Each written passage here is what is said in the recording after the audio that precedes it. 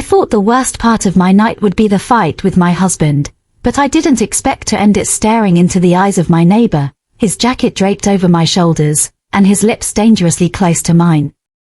The way he looked at me wasn't innocent, it was a secret, one we both knew shouldn't exist. How had it come to this? I wasn't always this woman, standing on the edge of a choice that could ruin everything. Once, I was just Lauren Evans, a dedicated marketing manager, a wife, a woman with a life so ordinary it felt invisible. My days blurred into each other, endless deadlines, grocery runs, and the occasional forced smile at family dinners. It wasn't a bad life, but it wasn't mine anymore. Somewhere along the way, I had disappeared into the roles I was expected to play. Brian, my husband, was part of that routine. He was reliable, practical, and utterly predictable. We used to laugh together once, share quiet moments that felt like hours. But now, he barely looked at me unless something was wrong, unless I was late with dinner, or I folded the towels incorrectly again. The love we'd built over a decade had turned into a series of obligations, a marriage held together by inertia and fear of starting over. The cracks were small at first, missed glances, silences too long to ignore. Then came the dismissive remarks, the nights he worked late without a word, and the suffocating loneliness I couldn't name but felt in every corner of our home. I tried to tell myself it wasn't as bad as it seemed. After all, no marriage was perfect, right?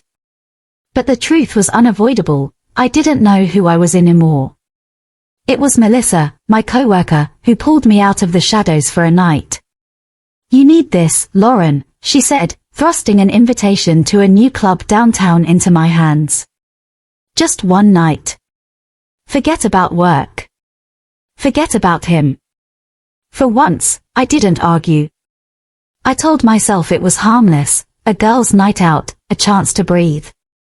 But deep down, I knew I was running from something bigger than a stale marriage. That's why I bought the red dress, the one that clung too tightly, that revealed more skin than I'd shown in years. That's why I sat in my car outside the club, staring at my reflection and trying to remember what it felt like to be seen. I didn't know that night would change everything. I didn't know that stepping into that club would mean stepping into a life I couldn't control. The club was everything I wasn't, loud, vibrant, unapologetically alive.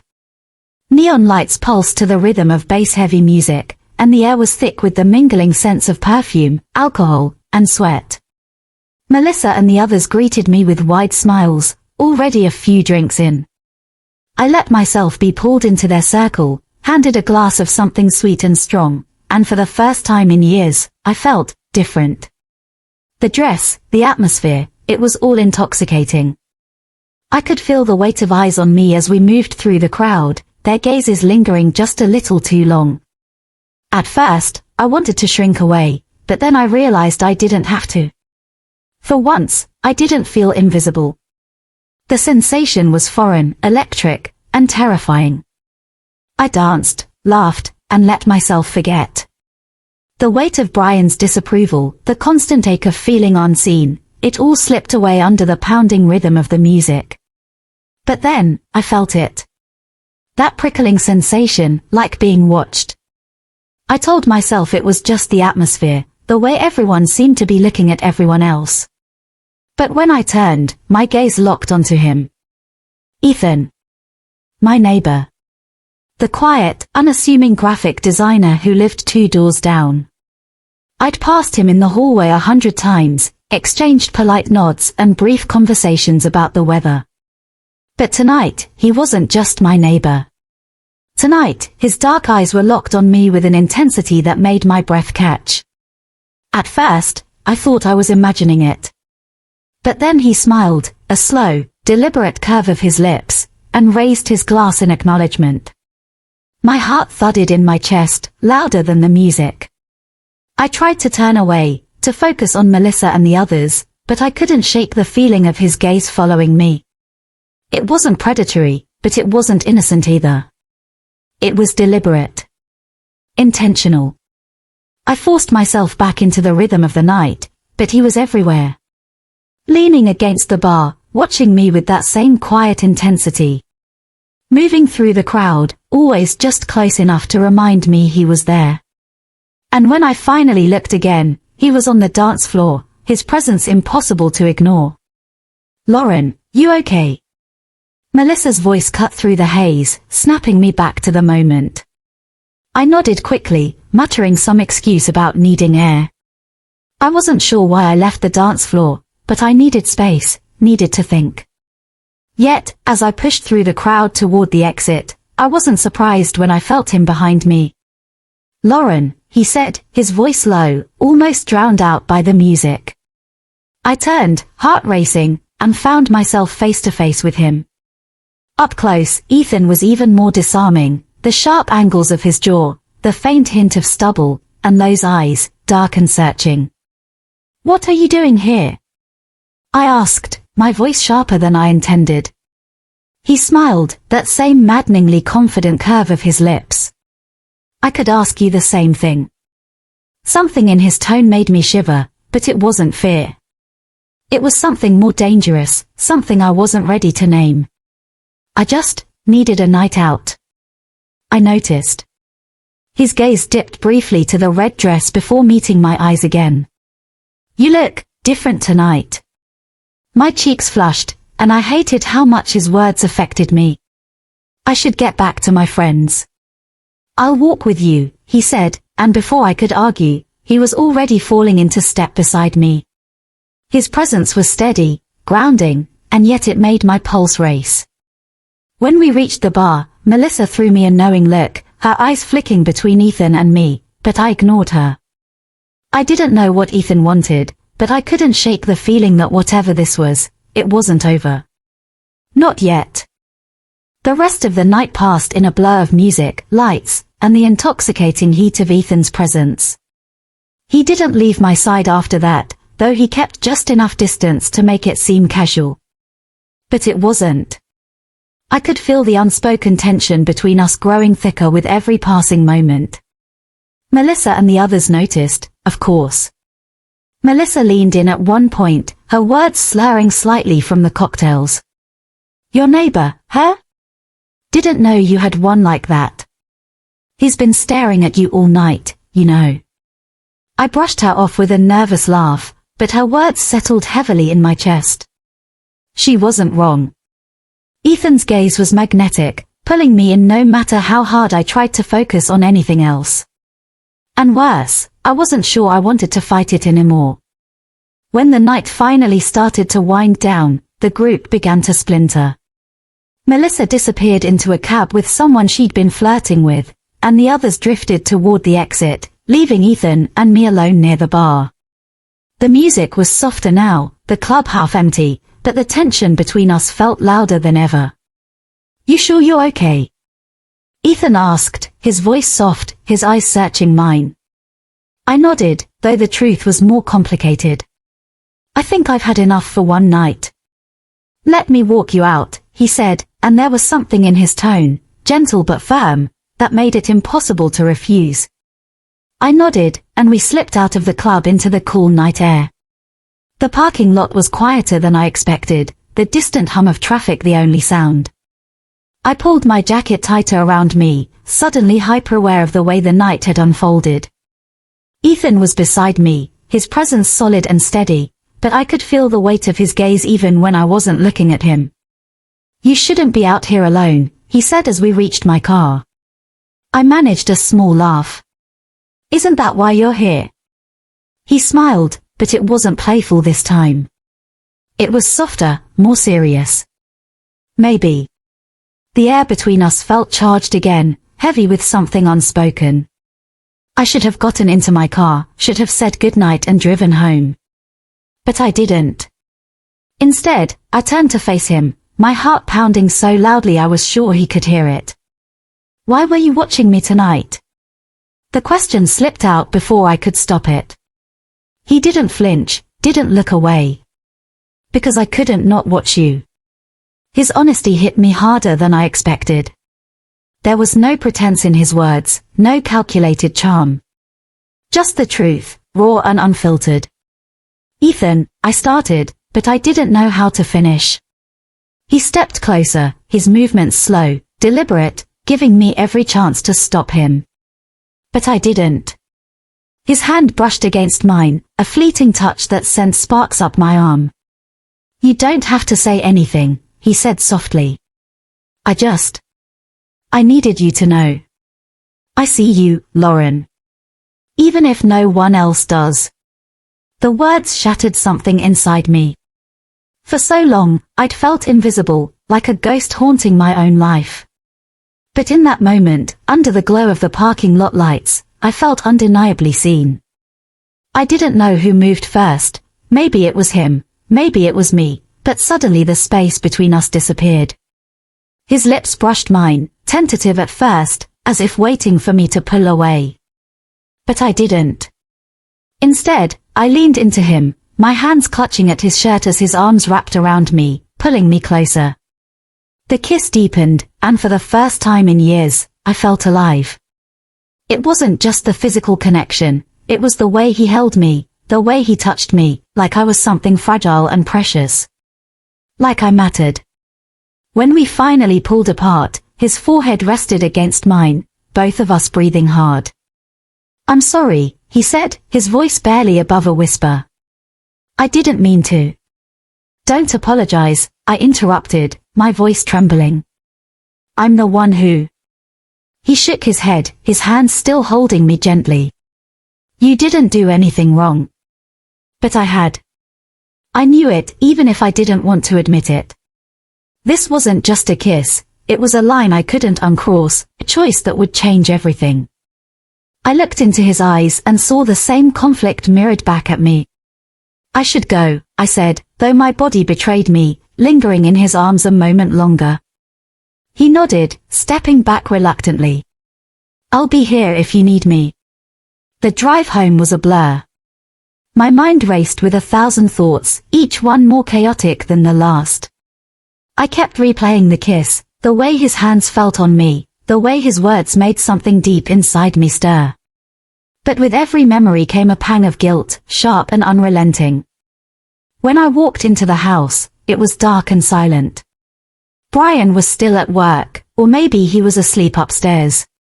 Either way, the emptiness felt heavier than ever. I leaned against the door, my fingers brushing my lips where Ethan's kiss still lingered.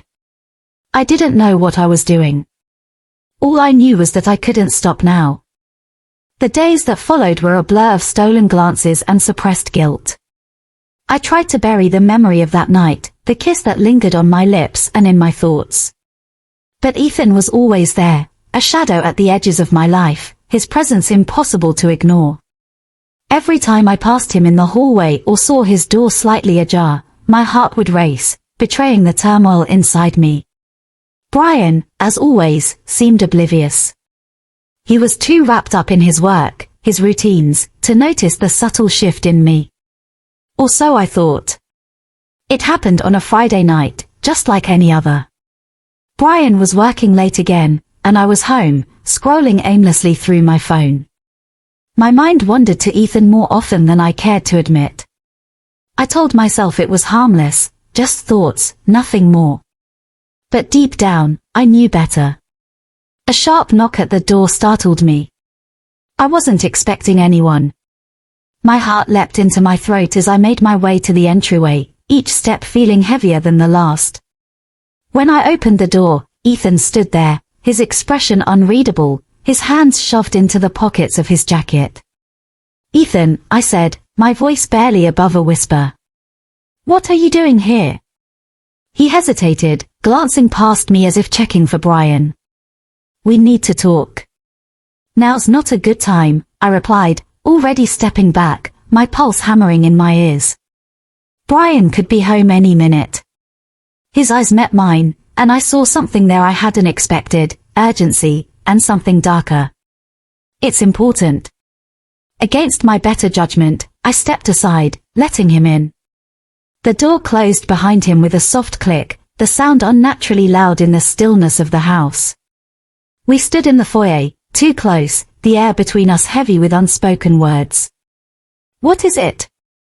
I asked, crossing my arms over my chest, trying to create some semblance of distance between us. He pulled a small manila envelope from his jacket and held it out to me. "You need to see this." Frowning, I took it from him, my fingers trembling slightly as I opened it. Inside were photographs, grainy but unmistakable. Brian, sitting at a cafe with a woman I didn't recognize.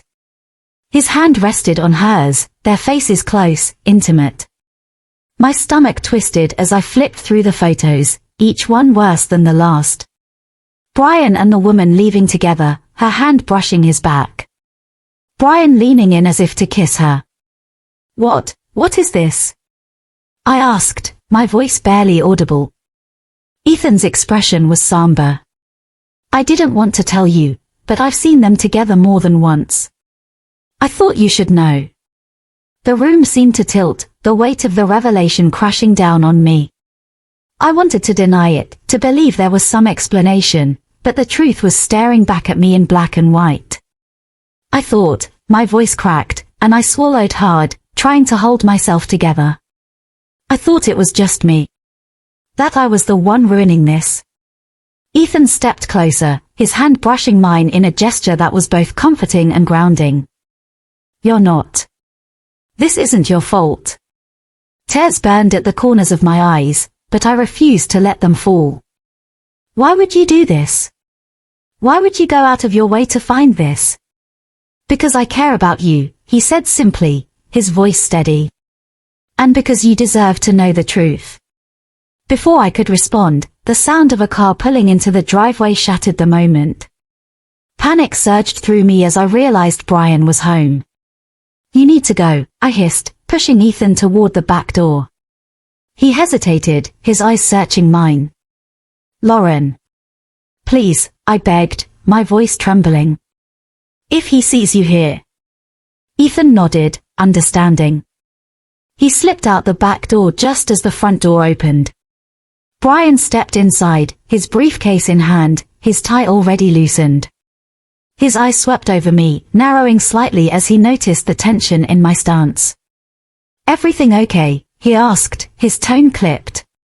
I forced a smile, clutching the manila envelope behind my back. "Yeah. Long day." His gaze lingered for a moment longer before he nodded and disappeared into the kitchen. I exhaled shakily, my hands trembling as I clutched the envelope tighter. The next morning, I confronted Brian. I waited until he was seated at the dining table, sipping his coffee, before I slid the envelope across to him. His eyes flicked down to it, then back up to me, a flicker of unease crossing his face. "What's this?" he asked, his tone wary. "Open it," I said, my voice steadier than I felt. He set his coffee down and opened the envelope, his expression darkening as he flipped through the photos. "Where did you get these?" "That doesn't matter," I said sharply. "What matters is what they show." Brian's jaw tightened, and for a moment, I thought he might deny it. But then he leaned back in his chair, his eyes cold and calculating. "So, what? You're going to play the victim now? After everything?" The accusation took me off guard. "What are you talking about?" He sneered, tossing the photos onto the table. "Don't act innocent, Lauren. I've seen the way you look at him. That neighbor of ours. You think I don't know?" The blood drained from my face. "This isn't about Ethan," I snapped. "This is about you and her. Don't pretend you're any better," he shot back, his voice rising. "At least I didn't bring it into our house." The words hit me like a slap, and for a moment, all I could do was stare at him. "This marriage has been over for a long time," I said quietly, my voice trembling. "We've just been too afraid to admit it." Brian laughed bitterly, shaking his head. "You think walking away is going to fix everything? You think running to him will make you happy?" "This isn't about him," I said firmly. "This is about me. About what I deserve." The conversation ended with Brian storming out, slamming the door behind him. I didn't cry. I didn't break. I simply sat there, staring at the scattered photographs, feeling a strange sense of relief. The truth was out now, and there was no going back. Later that day, Ethan texted me. "Are you okay?" I stared at the message for a long time before replying, "I think I will be." The weight of the past lingered, but for the first time, it didn't feel unbearable. It felt like the start of something new. The house felt quieter after Brian left. Not peaceful, not yet, but quieter. I sat in the living room, the scattered photographs still on the table in front of me. They were a reminder of what I had just lost, or perhaps what I had finally freed myself from. Brian didn't come home that night. I wasn't sure where he went, and for the first time, I didn't care. There were no calls, no texts, no attempts to reconcile or explain. The silence was a relief, but it also brought with it the weight of what lay ahead. This was real. The life I had been clinging to was gone, and I was standing on the edge of something new, something terrifying. I spent the next few days in a daze, dividing my time between work and trying to put the pieces of my life back together. The house felt too big, too empty without Brian's presence, even if that presence had become little more than a shadow in recent years. Every corner of the house reminded me of what I'd lost, and what I'd endured. Ethan stayed away at first, respecting the boundaries I needed to figure things out. But he didn't disappear. His texts were sporadic but steady. "Are you okay? If you need anything, let me know." His concern was a lifeline I didn't realize I needed until it was there, steady and unwavering. Then, one evening, he knocked on my door. I hesitated before opening it, my heart pounding in my chest. When I finally swung the door open, he stood there, his expression soft but uncertain. "I wanted to check on you," he said simply. I nodded, stepping aside to let him in. "Brian's gone," I said quietly. "I don't know if he's coming back." Ethan's jaw tightened, but he didn't press. Instead, he sat with me on the couch, the silence between us comfortable but heavy. He didn't ask questions, didn't offer solutions. He just sat there, his presence solid and grounding. "I don't know what I'm doing," I admitted after a while, my voice trembling. "I don't know how to start over." "You don't have to figure it all out right now," he said gently. "One step at a time." His words settled something in me, easing the storm of uncertainty that had been raging for days. We talked for hours, about everything and nothing. For the first time in what felt like forever, I didn't feel alone. But the fallout wasn't just emotional, it was practical, too. The next morning, I called a lawyer. Filing for separation was a step I had avoided for years, convincing myself that things could get better, that Brian and I could fix what was broken. But now, with the weight of betrayal and the undeniable truth staring me in the face, there was no going back. Brian, predictably, didn't take it well. When he finally called, his voice was sharp, his words laced with anger and bitterness. "You're really doing this," he said. It wasn't a question. It was an accusation. "Yes," I replied, my voice steady. "It's over, Brian." "And what about him?" he snapped. "Your little boyfriend. Are you running off to him now?" "This isn't about Ethan," I said firmly, though his words stung. "This is about us. About what we lost a long time ago." His silence was telling, but I didn't press. There was no point. Whatever we had, whatever had held us together for all those years, was gone. The papers were filed the next day, and with them, a sense of finality settled over me. It wasn't easy, it never would be, but it was the right decision. Ethan was there through it all. Not in a dramatic, sweeping way, but in the small moments that mattered most. A text when I needed it. A coffee left at my doorstep on mornings when I couldn't bring myself to get out of bed. Quiet conversations that reminded me I wasn't alone. But even as I leaned on him, I knew I couldn't make him my solution. This wasn't about him, or Brian, or anyone else. It was about me. about finding my way back to the person I had lost in the shadows of a crumbling marriage. One evening, as we sat on the park bench where this all began, Ethan turned to me, his expression serious. "Lauren," he said, "I need to know something." "What?" I asked, my heart sinking slightly at the tone in his voice. "Where do we go from here?" His question was gentle, but it carried the weight of everything that had happened between us. I hesitated, staring at the fountain as I searched for an answer. "I don't know," I admitted finally. "But I think I need to figure out who I am before I can figure out who we are." His eyes softened, and he nodded. "I understand." And he did. That's what I appreciated most about Ethan, his ability to give me space when I needed it, to be there without demanding more than I could give. He didn't try to fix me, didn't try to push me into something I wasn't ready for. The days turned into weeks, and slowly, I started to rebuild. I found a small apartment across town, one that felt like mine in a way the old house never had. I threw myself into my work, rediscovering a passion for the career I'd once loved. And through it all, Ethan remained a quiet, steady presence in my life, not as a crutch, but as a friend. The fallout of my choices was messy and painful, but it also brought me something I hadn't felt in years: hope. Hope for a future that was mine to shape. Hope for a life that was authentic and real. And maybe, just maybe, hope for love, when I was ready to accept it again. It took months for the dust to truly settle, for the chaos of separation to give way to something resembling stability. My new apartment wasn't much, a modest one-bedroom on the edge of the city, but it was mine. The furniture didn't match, the walls were bare, and the kitchen was too small, but every corner of it felt like freedom. It was a fresh start, a blank canvas. Brian didn't make things easy.